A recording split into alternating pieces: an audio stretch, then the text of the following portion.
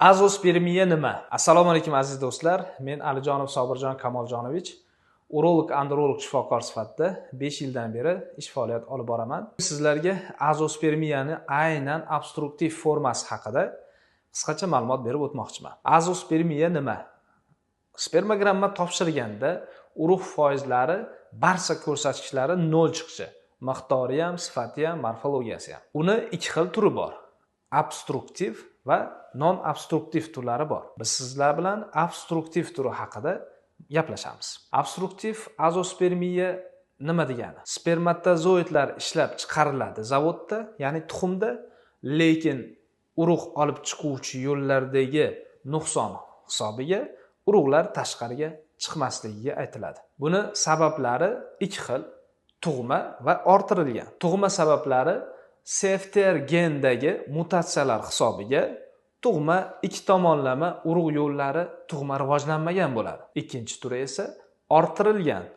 Orttirilgan turida esa birinchi navbatda infeksion yallig'lanish kasalliklari, vaqtida davolanmagan uretrit, ya'ni jinsiy yo'l bilan yuquvchi infeksiyalar, fohishalardan yuqtiradigan infeksiyalar hisobiga uretrit avj olib, urug' yo'llarini berkitishi mumkin. Undan tashqari, aynan prostata bezidagi yallig'lanishlar, urug' pufagidagi yallig'lanishlar, urug' olib chiquvchi yo'llar ductus deferensdagi yallig'lanishlar va epididimis, ya'ni urug' tuxum ortig'idagi yallig'lanishlar, hattoki moyakdagi yallig'lanishlar ham misol bo'lsa bo'ladi. Vazektomiya, ya'ni urug' yo'llarini sun'iy kesish, uzib tashlashdan keyingi, undan tashqari operatsiya yoki travmalardan keyin urug' yo'llariga jarohatlar yetkazilishi. Demak, tuxum ortig'ida epididimisdagi kistalar, prostata bezidagi kistalar yoki kalsinatlar yo'lni to'sib qo'yish hisobiga kelib chiqishi mumkin bo'ladi. Endi diagnostikasi haqida gaplashsak, qanday qilib tekshirish usullari haqida qisqacha ma'lumot. Birinchi navbatda, agar obstruktiv azospermiya bo'lsa, normada tuxumlar 15-20 kub bo'ladi. Aynan tuxumlar hajmi normada bo'ladi. Ikkinchisi, laborator tahlillarda spermatozoidlarni soni, miqdori tekshiriladi. Albatta, azospermiya bo'ladi, ya'ni hamma ko'rsatkichlar 0 bo'ladi. Va eyakulyat tarkibidagi fruktoza va pH va hajmi muhim ahamiyatga ega. Odatda 1-1,5 ml gacha bo'ladi, ya'ni ozroq bo'ladi. pH esa 7 dan pastroq bo'ladi. Undan tashqari fruktozani tekshirishimizdan maqsad odatda 0 bo'ladi. Bu degani aynan distal qismdagi to'siqlar hisobiga urug' pufagidagi suyuqliklar chiqmasligidan dalolat beradi. Gormonal tahlillar ham o'ta muhim hisoblanadi. FSH, ya'ni follikula stimullovchi gormon, LH lyutenlovchi gormon va testosteron tekshiriladi. Odatda obstruktiv azospermiyada bular normada bo'ladi. FSH baland bo'lishi non-obstruktiv azospermiyani belgisi hisoblanadi. Undan tashqari genetik tahlil, ya'ni CFTR gendi mutatsiyasi muhim ahamiyatga ega. Yuqorida aytib o'tganimdek, urug' olib chiquvchi kanallar tug'ma yo'qligidan dalolat beradi. Keyingi tekshiruv usullari instrumental tekshiruvlar, ya'ni UZI yordamida skrotal UZI, ya'ni moyaklarda UZI tahlili. Moyaklarda UZI qilganimizda albatta moyaklarda hajmi odatda normal hajmda bo'ladi. Tuxum ortig'i, ya'ni epididimisda odatda obstruktiv azospermiyada kengaygan bo'ladi. Undan tashqari transrektal UZI albatta muhim, chunki transrektal UZIda biz prostata beziga va urug' pufagiga baho beramiz. Distalniy chastagi, ya'ni distal qismdagi obstruksiyani aniqlasak bo'ladi. Agar obstruktiv azospermiya distal qismda bo'lsa, urug' pufaklari kengaygan yoki bo'lmasam prostata bezidagi kalsinatlar yoki kistalarni aniqlasak bo'ladi. Bulardan tashqari xirurgik tekshiruv usullari bor.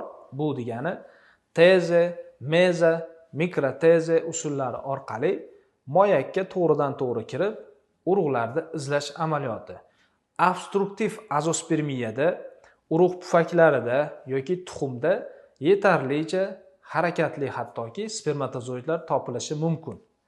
Agar topilmasa, non-obstruktiv azospermiya hisoblanadi yoki kamroq topilsa. Urug'lar topildi, endi nima qilish mumkin?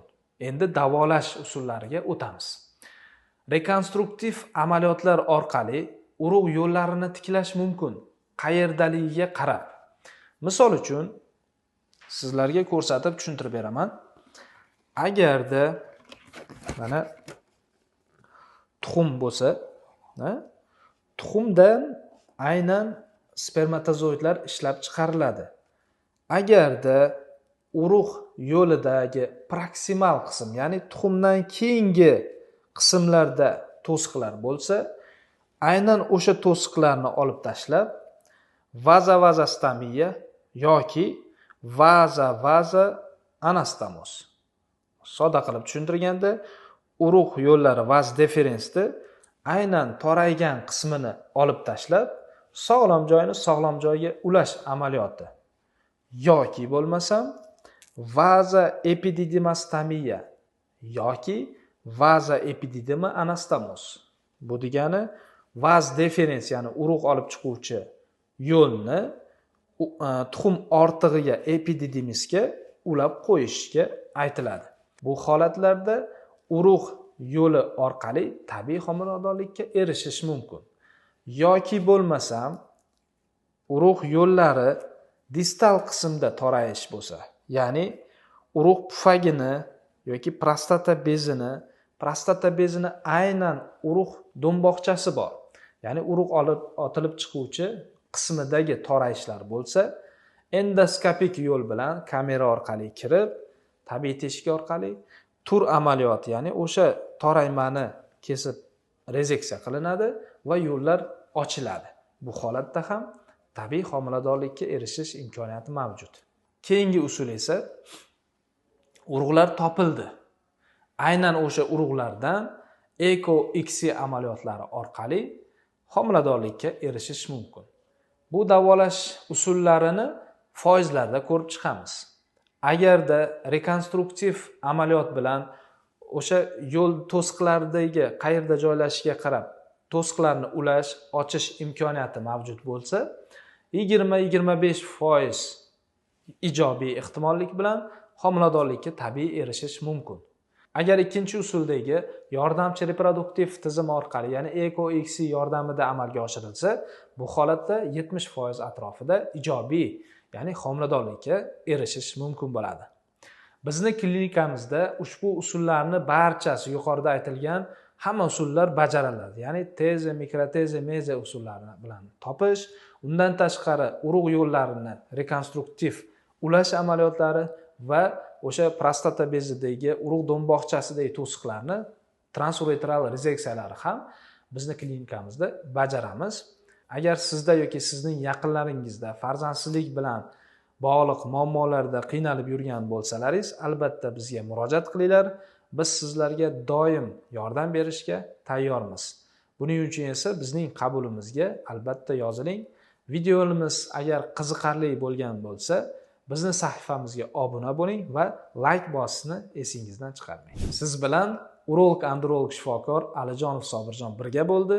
Keyingi sonlarda boshqa kasalliklar haqida yoritib boramiz. Salomat bo'ling.